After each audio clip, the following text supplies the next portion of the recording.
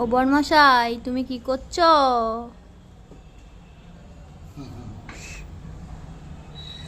এই কাজটা আমার বর্মশাই করে প্রত্যেক বছরেই। প্রদীপের মধ্যে মোমবাতি ভরা হোক বা তেল দেওয়া হোক, এটা ওর কাজ। ও রেডি করে দেয় আমাদেরকে, আর আমরা বসে বসে সেটাকে জ্বালাই।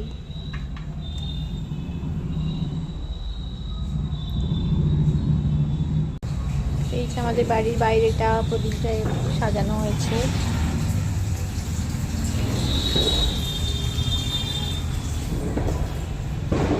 আরো নিচ অব্দি আছে। মাম্মা তুমি কি করছো?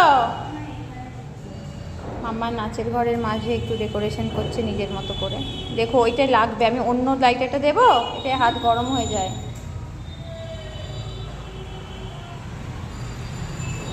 তো শুভ দীপাবলি সবাইকে। সবার দিনগুলো ভীষণ আলোকিত হোক, ভালো কাটুক, ভালো থেকো সবাই, সুস্থ থেকো। টাটা, রাধে রাধে।